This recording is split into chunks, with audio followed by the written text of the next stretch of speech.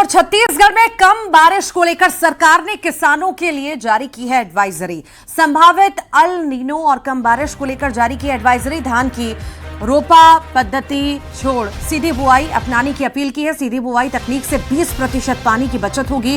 प्रति एकड़ करीब 5,000 रुपए कम लागत आएगी। सीधी बुआई से फसल 12 से 15 दिन पहले तैयार होने का दावा है। ऊंची जमीन पर धान की जगह अरहर, मूंग, उड़द, मूंगफली, सोयाबीन और तिल जैसी फसल उगाने की सलाह दी गई है। किसानों से खेतों की मेड़बंदी, वर्षा जल संरक्षण और कतार पद्धति से बुआई करने की अपील की गई है और मौसम के अनुसार खेती और ड्रिप स्प्रिंकलर जैसी सिंचाई तकनीक अपनाने की सलाह भी दी गई है।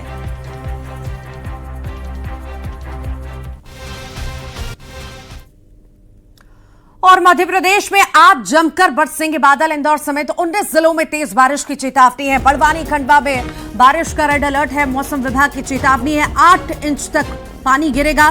प्रदेश भर में अब पूरी तरह से मानसून जो है पहुंच चुका है। जून में सूखा, अब जुलाई से बड़ी उम्मीदें हैं। मध्य प्रदेश में अब तक 13% कम बारिश हुई है।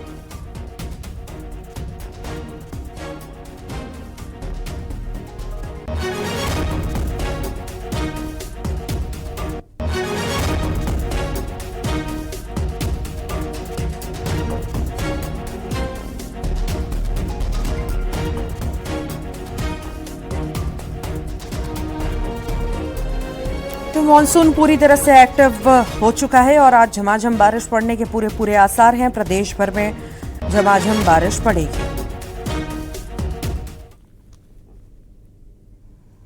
और आज देवास दौरे पर रहेंगे CM doctor Mohan Yadav. CM के दौरे को लेकर तैयारियां भी पूरी कर ली गई हैं। भोपाल से देवास के लिए रवाना होंगे और हाट पिपलिया के सन्नौद गांव पहुंचेंगे सीएम। किताबों से कल तक छात्र संवाद कार्यक्रम में शामिल होंगे। सन्नौद में नवनिर्मित सांदीपरी स्कूल का शुभारंभ भी करेंगे।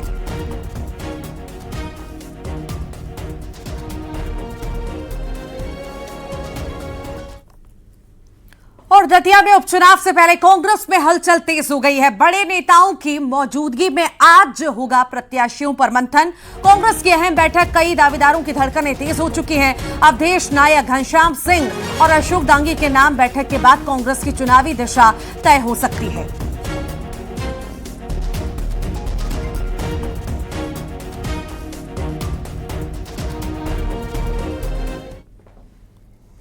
और रायपुर में आज से बीजेपी का 2 दिन का चिंतन शिविर होगा। सीएम साई के नेतृत्व में आज से होगा 2 दिन का चिंतन शिविर 3.0। विकसित छत्तीसगढ़ के विजन को नई दिशा देने के लिए आज से ये शुरू किया जाएगा चिंतन शिविर। आईआईएम रायपुर में जुटेगा पूरा मंत्रिमंडल। सुशासन और विकसित छत्तीसगढ़ के विजन पर मंथन होगा और नीति, नवाचार, नेतृत्व और परिणाम आधारित प्रशासन पर विशेष ये सत्र बुलाया गया है। कृषि, उद्योग, निवेश, पर्यटन, खेल, टेक्नोलॉजी और जनसेवा पर बनेगी नई रणनीति। राष्ट्रीय स्तर के विशेषज्ञ मंत्रियों को सुशासन देंगे और भविष्य की चुनौतियों पर मार्गदर्शन भी देंगे।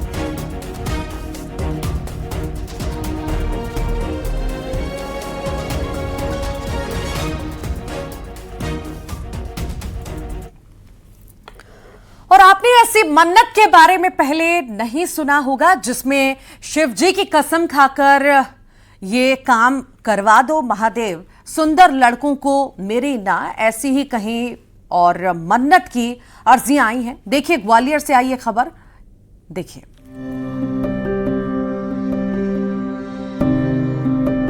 शिव जी की कसम, सड़क पर सुंदर लड़के नहीं देखूंगा।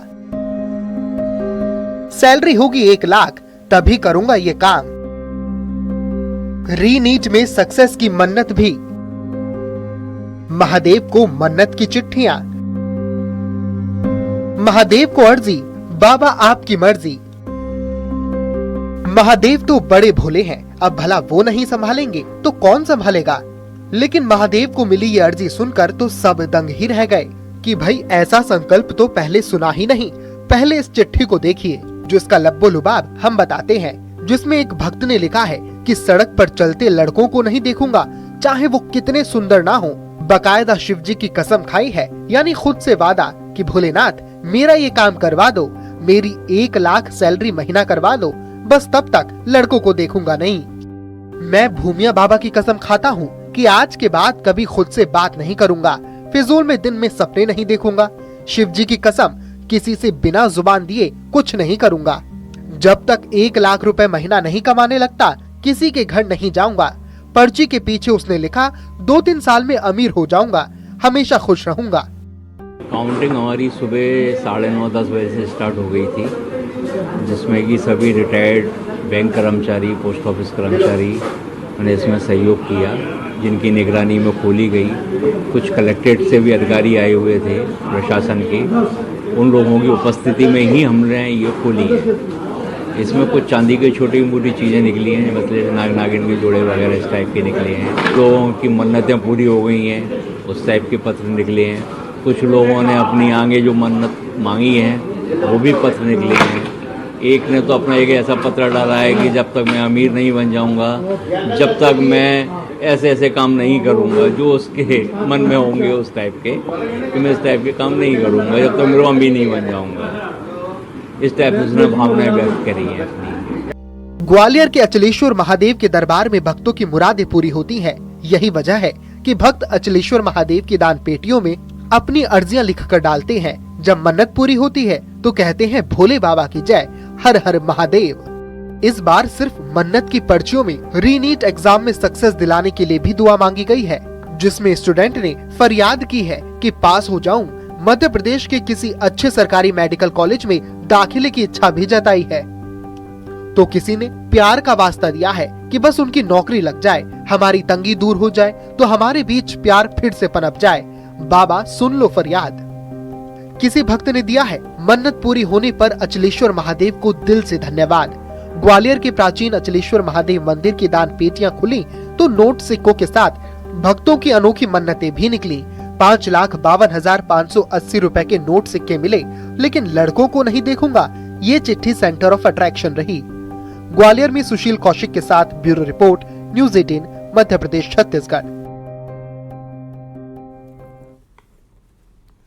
और सागर में करंट। छत्तीसगढ़ में मदरसा बोर्ड पूरी तरह से खत्म हो सकता है। वक्फ बोर्ड के अध्यक्ष ने सीएम को पत्र लिख करके अल्पसंख्यक शिक्षा अधिनियम लागू किए जाने की मांग की है और छत्तीसगढ़ सरकार उत्तराखंड में लागू हुई इस व्यवस्था के मॉडल को जांचने और देखने के लिए, इसे लागू करने के लिए ड्राफ्ट लेने की तैयारी में है। वक्फ बोर्ड के पूर्व अध्यक्ष का इस पर बयान आया कि यह केंद्र सरकार का अधिकार क्षेत्र है, इसके लिए कानून बनाना होगा।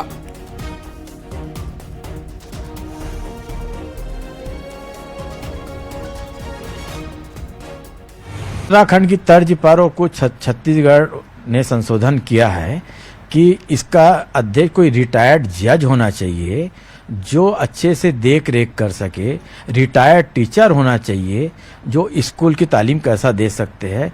पूरा माध्यमिक शिक्षा मंडल की पेटेंट पर भी ये प्राधिकरण का गठन होना चाहिए। मदरसा बोर्ड जो है ये केंद्र शासन के अधिकार क्षेत्र की बात है, राज्य शासन इसको खत्म नहीं कर सकती, उसके लिए अलग से कानून पास करवाना पड़ेगा। और अल्पसंख्यक शिक्षा संस्थानों के लिए अगर कोई अच्छा मसौदा, अच्छा कोई अगर कोई ऐसा कोई कार्य आदेश आता है तो उसका स्वागत करेंगे हम। पहले देख तो लें उनका ड्राफ्ट क्या है, उस मसौदे क्या क्या चीज़ें उन लोग जोड़ रहे हैं। उत्तराखंड में भी यह अभी चल रहा है, अभी हुआ नहीं है कहीं भी। मदरसा बोर्ड को ख़त्म करने के पहले इनको केंद्र शासन को पहले लोकसभा में कानून पास कराना पड़ेगा, क्योंकि लोकसभा से बनाया गया मदरसा बोर्ड है। और अल्पसंख्यकों के लिए क्या करना चाहती है भारतीय जनता पार्टी। तो वहीं दूसरी ओर पूर्व मुख्यमंत्री भूपेश बघेल का भी बयान आया। उनका कहना है कि सरकार को पहले छत्तीसगढ़ के स्कूल्स पर ध्यान देना चाहिए। यहाँ ये सरकार है स्कूल नहीं चला पा रही है। यही सरकार स्वामी आत्मानंद जो अंग्रेजी स्कूल खोले हैं उसका कबाड़ा कर दिए। शिक्षकों की भर्ती नहीं कर पा रहे हैं। बहुत सारे जो स्कूल है जिसमें 2-2, 3-3 शिक्षक थे, आज एकल शिक्षक हो गया है। शिक्षक विहीन साला हो गया है। पहले जो अपनी व्यवस्था उसको देख ले, सुधार ले, फिर दूसरे को देखें। उत्तराखंड में अल्पसंख्यक शिक्षा अधिनियम लागू है, क्या कहेंगे? अब एक बार परीक्षण कराते हैं, फिर उसमें कुछ कहना हो सकता है। परीक्षण के बाद खुद बता पाएंगे।